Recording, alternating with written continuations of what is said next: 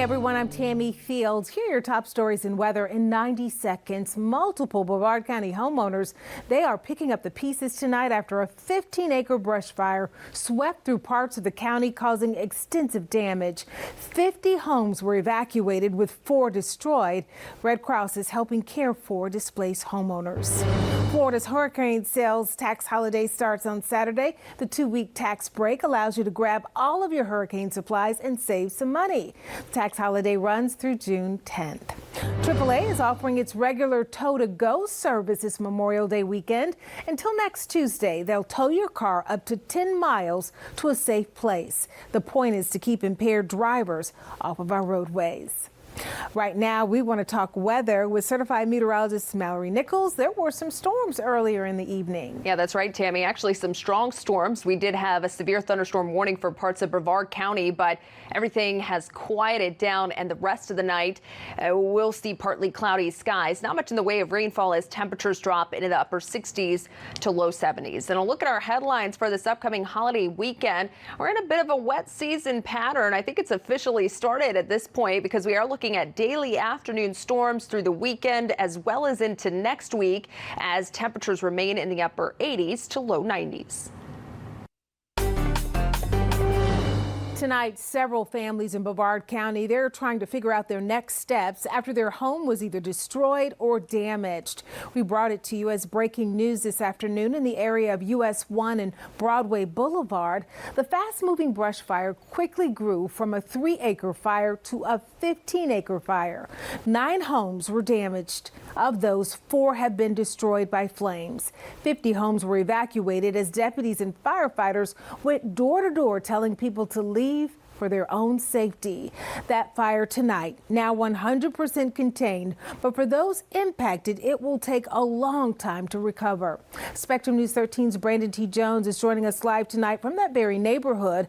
Brandon, what are you hearing from the residents tonight? They have to be devastated by this. Tammy, there were certainly a lot of people who were shook up by this fire. I've been walking around all day having conversations with those neighbors, and one person I spoke with, they were just yards away from where that bulk of the destruction took place. Russell Dingman was out running errands this morning when he saw smoke and knew something was wrong. So I walked in. I said, I have to get my dog. If you're talking about evacuations, I definitely need to get my dog. He's lived on Robin Street for nearly 10 years and can't recall anything quite this extensive when it comes to damage. Just yards away from his home, nearby neighbors lost everything they had. It's an eye-opener.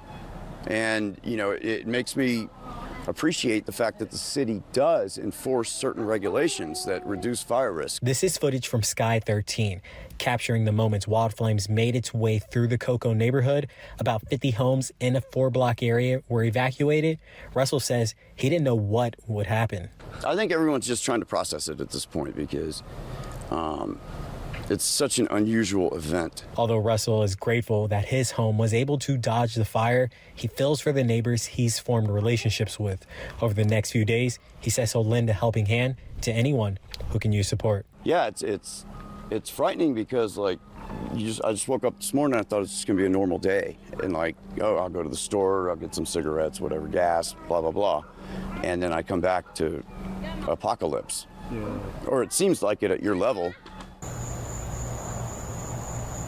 One person I spoke with actually had to drive all the way back here from St. Petersburg this evening and make it to Cocoa. Her property is completely damaged, and she told me she's absolutely devastated.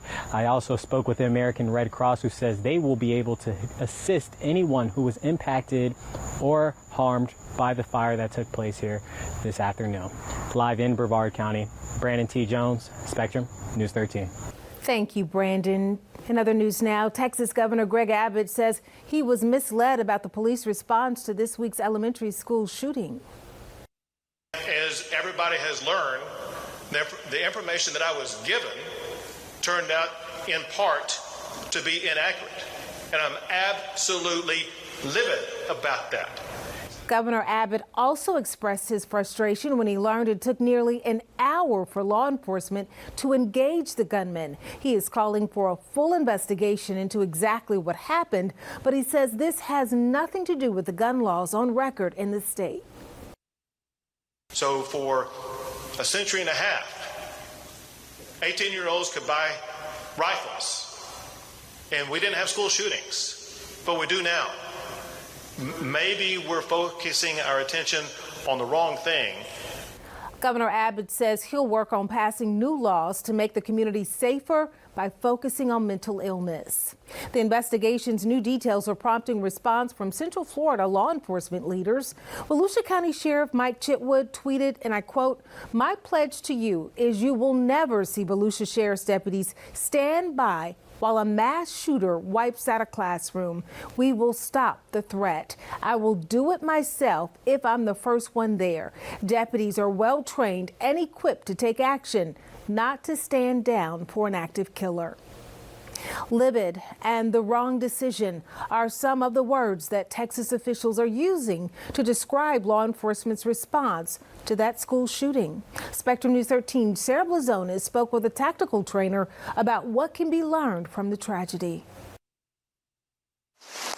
Okay, and then just go kind of flow back into your diamond. Preparing law enforcement for the unimaginable is Scott Wheeling's mission. Bad guys aren't afraid of the badge anymore. So they have to up their training. Wheeling's business, the Indiana-based Briggs Core Dynamics, offers a variety of trainings, including for active shooter situations. He says he had a mixed reaction to hearing about law enforcement waiting 45 minutes to enter classrooms at Robb Elementary. They do have a hard job. There's many jobs, but when you're working with firearms, that's your biggest liability. Wheeling tells us he thinks departments nationwide need more funding and more training. But he says he agrees with the Texas Department of Public Safety director, who said Uvalde law enforcement made the wrong decision by waiting. You know, I can teach law enforcement to shoot like a ninja, but I can't give them that spark, that thing they need to make entry. It's got to be in you. According to Wheeling, the Uvalde tragedy highlights the need to remain focused and vigilant against potential threats. He says it's also impacted how he'll conduct future trainings. I'll double my efforts on impressing and into the law enforcement that you have to go in. There's no waiting for a SWAT team or anything like that. You have to go in. That's why we teach one-man room clearing. Because sometimes officers find themselves in the middle of the unimaginable. Sarah Blazonis, Spectrum News. We'll continue to bring you the latest on the Texas shooting around the clock. Just make sure that you keep it here on Spectrum News 13 and check out our news app. It's free as well. Well, a 71-year-old man is facing charges for allegedly sexually abusing a minor. A report from the Marion County Sheriff's Office says James Andrew Davis sexually abused a child throughout the past year in exchange for gifts and money. Davis was arrested in Whitfield County, Georgia, and is awaiting to be transported to the Marion County Jail. Davis is a frequent volunteer at the Florida Kids Helps nonprofit in Bellevue, and the Sheriff's Office believes there could be more victims out there. If you have any information on other potential victims, you should contact the Marion County Sheriff's Office. Well, it has not been smooth sailing for the cruise industry this week, where a Port Canaveral-based ship is still stuck after a fire, and why 2 other ships also had to batten down the hatches. Right now, we want to check in with certified meteorologist Mallory Nichols as we head into the weekend. Thanks, Tammy. Yeah, this weekend there will still be the chance for a few showers and storms, but it's not going to be a washout. Exactly what to expect as we head toward Memorial Day. It's all coming up soon on your Weather on the One.